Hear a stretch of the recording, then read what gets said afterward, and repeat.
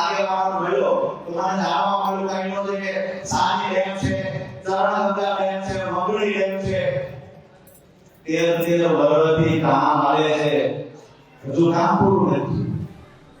પછી તેના માત્ર કામ પૂરું થયું. સાની ડેમ આખો કરી આખું તાલુકો તેનાથી પ્રભાવિત છે.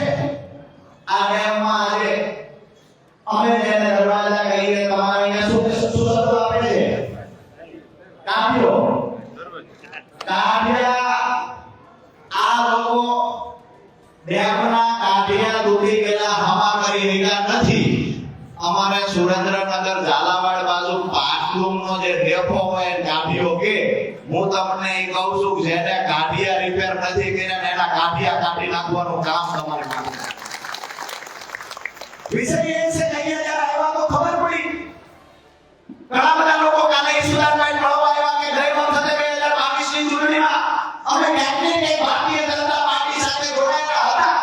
પણ આજે અમને દુઃખ છે એ વાતનો કે અહીંયા ખંભાળિયાની બાજુના ધરમપુર સહિતના ગામ જ્યાં 10-10, 15-15 હજારની વસ્તી છે આજે પીવાનું પાણી નથી આવતું. આનાથી મોટી દુઃખની વાત બીજી કઈ હોય. અહીંયાથી આજે સાથે વિનંતી કરીએ છીએ કે ટૂંક સમયની અંદર જે પ્રશ્ન છે ખાસ પીવાના પાણીનો આ સોલ્વ થઈ જાય એના માટે જાણ કરજો. વહેલાથી કહેતા નહીં અમારું તમારું રક્ષણ થયું. આ રામ ખવૈયા માટે થઈ, આ ખેડૂતો માટે, ગરીબો માટે, પીવાના પાણી માટે જ્યારે પણ જરૂર પડશે ત્યારે અમારી ટીમ અને રાજુ કરપડા આપણી વચ્ચે ઉપસ્થિત રહેશે.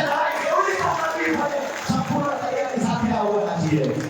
ટૂંક સમયની અંદર લડાઈના શ્રી ગણેશ પછી આમ તો દરેક વિસ્તારમાં જ્યાં જ્યાં જરૂર પડશે ત્યાં લોકો માટે લડવાનું છે. અને ભારતીય જનતા પાર્ટીને અહીંયા દ્વારકાધીશની સાક્ષીએ કહીએ છીએ તમારામાં તાકાત હોય એટલો દમ લગાવી લેજો. અમારા લોહીમાં સિંદૂર નથી વહેતું પણ પ્રમાણિકતાનું લોહી અમારા શરીરમાં હોય. અને ખેડૂતોની હાલત શું છે? સત્તામાં બેઠેલા કયા લોકો જાણે છે ખેડૂતોની હાલત શું છે? અહીંયા વિન્ડ ફાર્મ ખેડૂતોને હેરાન કરે છે. મારી વાત સાચી કે ખોટી? આકે ના. બે હાથ ઊંચા કરીને કહેજો મારી વાત સાચી આકે ના. વિન્ડ ફાર્મ કંપનીઓ ખેડૂતોને હેરાન કરે છે. અહીંયાથી દ્વારકાથી ઓખા જતી ખારા પાણીની લાઈનો લીકેજ થાય એનાથી ખેડૂતો હેરાન છે. કંપનીઓ અહીંયા ખંભાળિયામાં આવે છે ખેડૂતના ખેતરમાં દબાણ કરે જાય. ખેડૂત આપણો રજૂઆત કરવા જાય નથી, સાંસદ સાંભળતા નથી, ધારાસભ્ય સાંભળતા નથી, જિલ્લા પંચાયતનો સભ્ય સાંભળતો. આ લડાઈ આપણે લડવા નીકળ્યા છીએ અને તમામ મુદ્દાઓ જે છે આપણા આ મુદ્દાઓની યાદી બનાવી અને કોઈએ એવું નથી માનવાનું અમારી સાથે કોઈ નથી. ભારતીય જનતા પાર્ટીનો એક પણ માણસ ભલે તમારી સાથે ન હોય, અમારી ટીમ તમારી સાથે ખંભે ખંભો આપીને ઊભી છે. ત્યાં જરૂર પડશે. મારી વાત છેલ્લી એક વાત પૂરી કરું.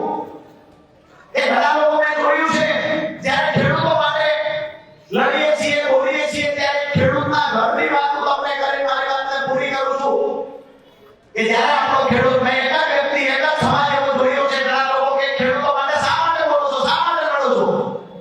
મેં એક સમાજ એવો જોયો છે ગોપાલભાઈ ઈશ્વરભાઈ કે જેના સપના ક્યારેય પૂરા નથી થયા. એ અમારો ખેડૂત છે જેને જોયેલા સપના પૂરા નથી.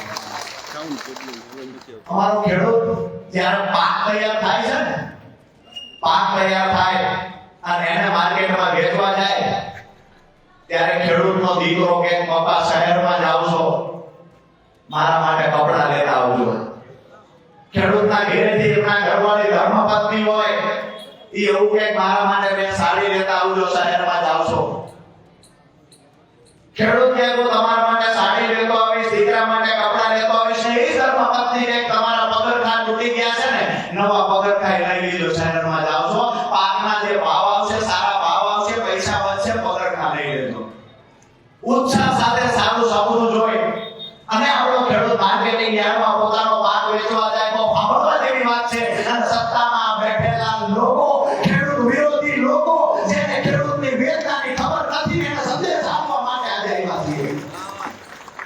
જ્યારે ખેડૂત પોતાનો પાક વેચવા જાય છે અને જ્યારે ખેડૂતને ભાવ આવે છે ને પછી ભાવમાંથી જે પૈસા મળે ખેડૂત આપણો હિસાબ કરે કે અહીંયાથી જે અમને ભાવ મળ્યો એનાથી મારે દવાવાળાને કેટલા દેવાના એના પૈસા નફા કાઢે, ખાતરવાળાના કાઢે, મજૂરના કાઢે, હલરવાળાના જરૂર હોય, હલર હોય, કટર હોય એના પૈસા કાઢે. આ તમામ પૈસાઓ અલગ કાઢે અને છેલ્લે જંતુનાશક દવાના પૈસા દેવાના એમાં વધતા નથી, આપી નાખે.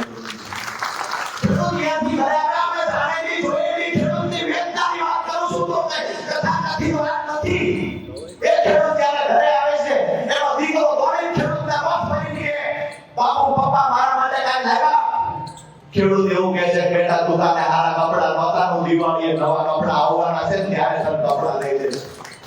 એના ઘરના ખેડૂતનો ચહેરો જોઈને ઓળખી જાય છે કે દુઃખમાં છે, પૂરતા ભાવ નહીં આવ્યા હોય. ઘરના કહે છે સામેથી એવું કે મારે હાડી તો ઘણી પડી છે, હાડીની જરૂર નથી, તમે પગરખા લાવ્યા હોત તો સારું હતું. ખેડૂત કહે છે પગરખા અત્યારે નવા નહોતા, દિવાળીએ લઈ લઈશું પગરખા.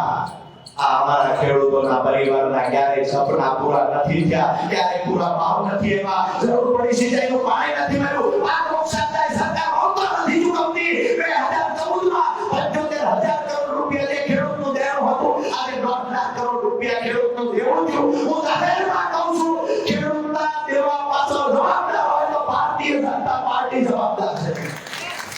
અને તમને નમ્ર વિનંતી કરું છું કે આવનાર સમયની અંદર ભારતીય જનતા પાર્ટીને મુખેથી ફેંકવા માટે થઈ, ખેડૂતોના બાળકોના ઉજ્જવળ ભવિષ્ય માટે, ખેડૂત પરિવારને બચાવવા માટે, ગરીબોના મજદૂરોને બચાવવા માટે થઈ એક જ વિકલ્પ છે આમ આદમી પાર્ટી. અને આમ આદમી પાર્ટીના તમામ યોદ્ધાઓ ભારતીય જનતા પાર્ટીના મૂળિયા ઉખેડી નાખવા તૈયાર છે, પણ સહકારની જરૂર છે. બીજી મારી વાત વિસાવદરની જનતાની એક ટૂંકી વાત કરું કે આજે અહીંયાથી વિસાવદરના લોકો પણ મને સાંભળતા હશે. નતમસ્તક વંદન સાથે આપણા તો માયનો બીજી એક વિનંતી વિસાવદર ભેસાણ જૂનાગઢ ગ્રામ્યના લોકોને કરીએ છીએ કે આખા ગુજરાતને ગોપાલભાઈની જરૂર છે. નારાજ ન થતા, ગુસ્સે ન થતા આ ધારાસભ્યને આખા ગુજરાતમાં વ્યવસ્થા પરિવર્તનની લડાઈ લડવા માટે આઝાદી આપી દો.